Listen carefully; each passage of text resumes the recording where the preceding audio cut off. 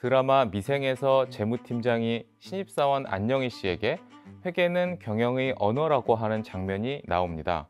이 강의에서는 주식 투자자 같은 일반 사용자가 사용하는 재무회계에 대하여 이야기하고자 합니다.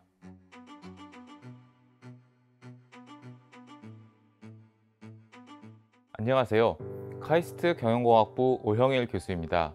저는 현재 카이스트 MBA 과정에서 재무회계와 재무제표 분석을 가르치고 회계 정보와 관련된 다양한 연구를 하며 석박사 과정 학생들을 지도하고 있습니다.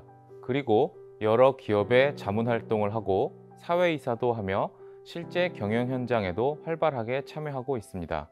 여러분은 회계라고 하면 어떤 생각이 드시나요? 아마도 회계나 경영을 전공하지 않으신 분들은 숫자만 잔뜩 나오는 어렵고 지겨운 내용이라고 생각하실 수도 있습니다. 하지만 이미 직장 생활을 하고 계신 분들은 회계의 중요성에 대해서 많이 느끼셨을 것이라고 생각합니다. 예를 들자면 드라마 미생에서 재무팀장이 신입사원 안영희 씨에게 회계는 경영의 언어라고 하는 장면이 나옵니다.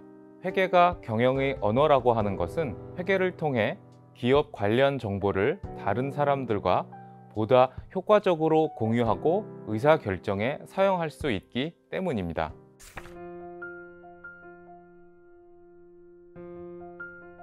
회계는 기업에 대한 정보를 어떻게 만들어야 유용할지, 그리고 이를 어떻게 사용자들과 소통하는 게 좋을지 고민하고 연구하는 분야입니다. 그러면 제가 이야기하는 회계 정보는 어떤 특징이 있는지 알아보겠습니다. 회계 정보의 특성을 이해하기 위해서 예를 하나 들어보겠습니다. 혹시 여러분은 맛집 찾아가는 것을 좋아하시나요? 여러분이 카이스트 경영대학원 신입생이 되어 서울 캠퍼스를 처음 방문했다고 생각해 보겠습니다. 그래서 처음 만난 학우들과 같이 식사를 하려고 합니다. 그런데 모두가 카이스트 서울 캠퍼스에는 처음이라 아무도 어떤 곳이 맛집인지 알지 못합니다. 그래서 지도 앱에서 맛집이라고 검색을 해봅니다. 그리고 지도에서 카이스트 서울 캠퍼스를 찾고 현재 위치에서 검색이라는 버튼을 누릅니다. 제가 카이스트 지도에서 맛집을 검색해 보니 다음과 같은 결과가 나왔습니다. 아마도 여러분들께서는 평점이 높은 식당이 어디인지 찾고 계실 겁니다. 그 중에 평점이 4.5점 이상인 식당들을 제가 몇 곳 뽑아봤습니다. 이제 어떤 정보가 보이시나요? 아마도 리뷰 개수는 어떻게 되는지 보고 계실 겁니다. 우리는 맛집을 찾을 때 방문자 평점뿐만 아니라 방문자 리뷰 개수도 고려하고 있습니다. 그렇다면 식당 리뷰의 수는 어떤 의미가 있을까요? 우리는 평점을 누가 썼는지 모르기 때문에 이 식당이 정말 맛있는 음식을 제공하는 곳인지 평점만 가지고 확신을 하지 못하고 있습니다. 이에 리뷰가 많다면 평점이 더 믿을만하다고 생각을 하게 됩니다. 회계를 소개해드린다고 하면서 다른 이야기를 하고 있었던 것 같지만 사실 맛집을 찾는 과정에서 회계 정보의 특징에 관한 이야기를 모두 하였습니다. 회계는 사용자의 의사결정을 위한 정보를 만들고 이를 소통하는 일련의 방법입니다. 맛집을 찾는 예는 카이스트 신입생들이 어떤 식당을 가야 하는지에 관한 의사결정을 하기 위해서 정보를 수집하고 의사결정에 활용하는 예입니다. 먼저 카이스트 서울 캠퍼스 주변의 맛집을 찾는 게 중요합니다. 다시 말하면 정보가 사용자의 의사결정과 관련성이 있어야 의미가 있습니다. 강남역이나 신촌의 맛집은 지금 의사결정에 영향을 주는 의미 있는 정보가 되지 않습니다. 다음으로 정보의 신뢰성이 중요합니다. 우리가 맛집을 찾으면서 리뷰의 수를 확인한 이유가 바로 평점의 신뢰성을 확인하기 위해서였습니다. 지금까지 이야기를 요약하자면 회계는 사용자의 의사결정을 위한 정보를 만들고 이를 소통하는 일련의 방법이고 이러한 정보는 관련성과 신뢰성을 가지고 있어야 합니다.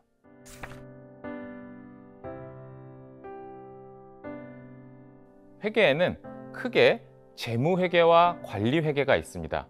회계의 여러 분야 중에서 기업에 관한 정보를 외부의 사용자들을 위하여 만들고 제공하는 분야를 재무회계라고 하고 영어로는 Financial Accounting이라고 합니다. 반면 기업 내부의 사용자를 위하여 정보를 만들고 제공하는 분야는 관리회계, 즉 Managerial Accounting이라고 합니다. 따라서 관리회계는 경영진이나 내부 관리자가 사용하는 회계 정보에 관한 분야입니다. 이 강의에서는 주식 투자자 같은 일반 사용자가 사용하는 재무회계에 대하여 이야기하고자 합니다. 재무회계에는 외부의 사용자들에게 제공하는 가장 기본적인 보고서들이 있습니다. 이 보고서들을 재무제표, 즉 Financial Statements라고 합니다. 아마 회계를 한 번이라도 접해보신 분들은 대차대조표와 손익계산서에 대하여 들어보셨을 겁니다. 바로 대차대조표와 손익계산서가 재무제표에 해당합니다. 최근에는 대차대조표라는 용어 대신 재무상태표라고 하기도 합니다. 거기에 자본변동표와 현금흐름표를 더하여 기업들은 기본적으로 4가지의 재무제표를 외부의 사용자에게 제공하도록 되어 있습니다. 왜 기업의 상황을 보고하는데 한 가지 보고서가 아니라 여러 가지 보고서가 필요한지 궁금해 하시는 분들이 있을 것 같습니다. 이는 각 보고서가 제공하는 정보가 다르기 때문입니다. 예를 들어 자동차 계기판에도 속도계 RPM 계기, 연료량, 엔진 온도, 그리고 요즘 나오는 차에는 대부분 GPS 내비게이션도 달려 있습니다. 우리가 안전하게 자동차를 운전하여 목적지에 도착하기 위해서는 필요한 시점에 다양한 계기에서 나오는 정보를 적절하게 활용할 필요가 있습니다. 이와 비슷하게 재무제표는 기업의 현재 상황에 대한 다양한 정보를 제공하고 있습니다. 따라서 이 재무제표를 제대로 사용하여 바람직한 의사결정을 하기 위해서는 각 재무제표가 어떤 정보를 제공하고 그 정보들이 어떻게 연결이 되어 있는지 이해할 필요가 있습니다.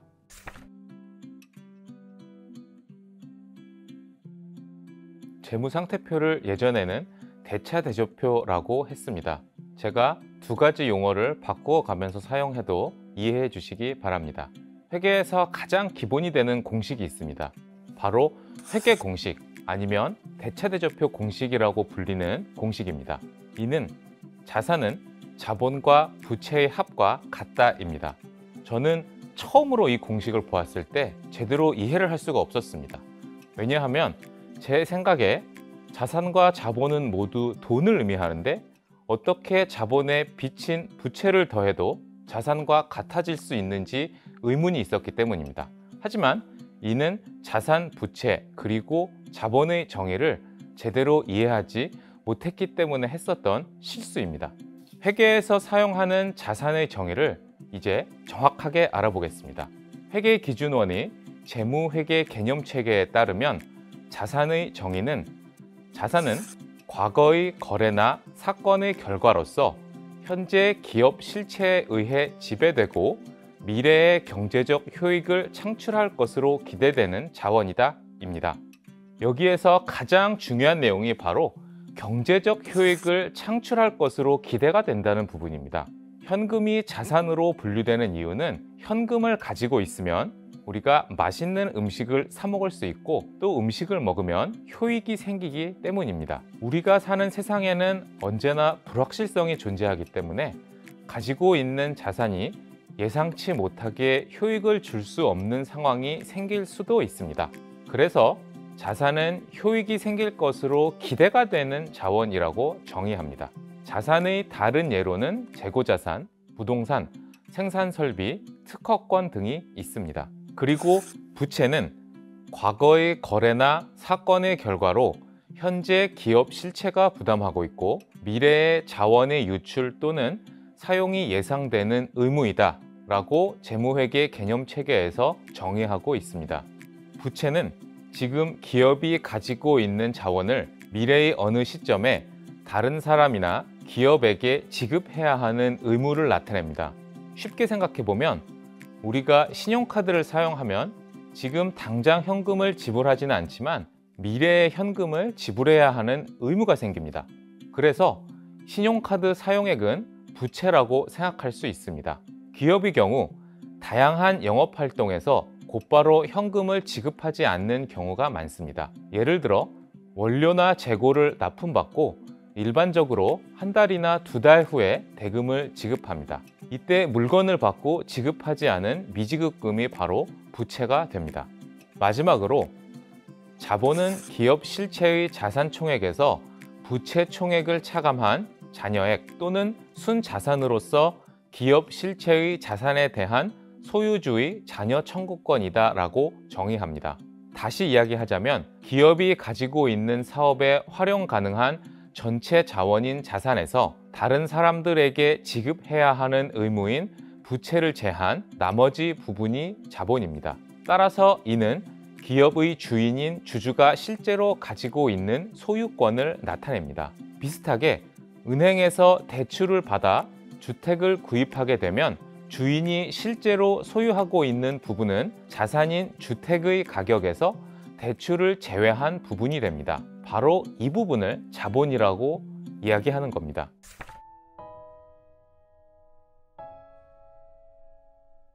다음으로 알아볼 재무제표는 손익계산서입니다. 손익계산서에는 수익, 비용, 그리고 둘의 차이인 순이익을 보고합니다. 수익은 기업 실체의 경영활동과 관련된 재화의 판매 또는 용역의 제공에 대한 대가로 발생하는 자산의 유입 또는 부채의 감소이다 라고 정의합니다. 간단히 생각하면 기업이 물건을 팔거나 서비스를 제공한 대가로 받는 자원입니다. 쉽게 기업의 매출이라고 생각하실 수도 있습니다.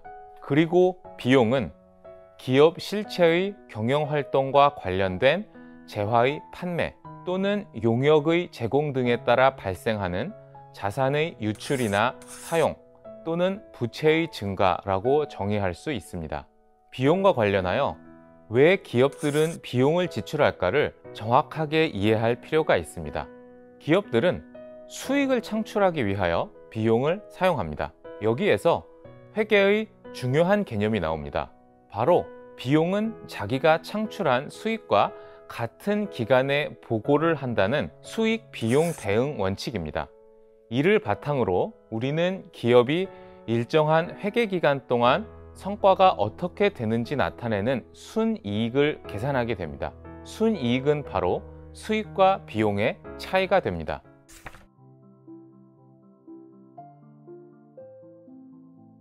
지금까지 가장 기본적인 재무상태표와 손익계산서에 대해서 설명을 드렸습니다. 두 가지 보고서에 담겨 있는 내용을 정확하게 이해하고 사용하기 위해서는 두 보고서의 내용이 어떻게 연결되어 있는지 알아야 합니다.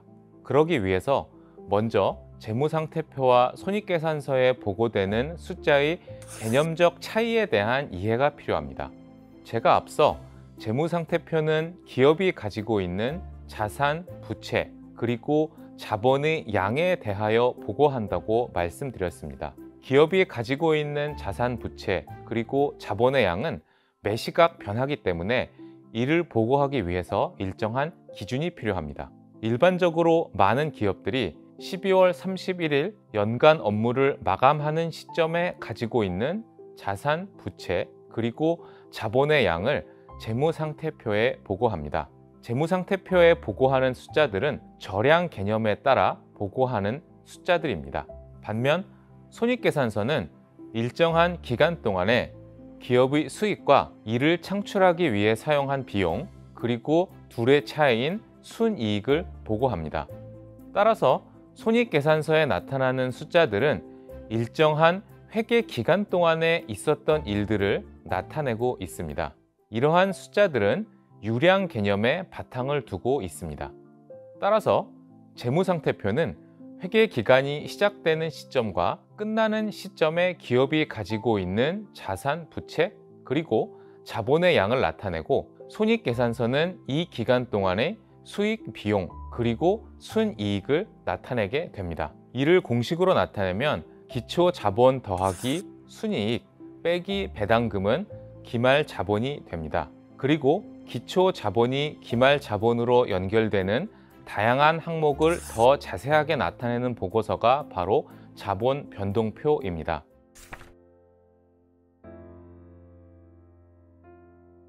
마지막으로 배당금에 대한 이야기를 잠깐 하고 강의를 마치도록 하겠습니다.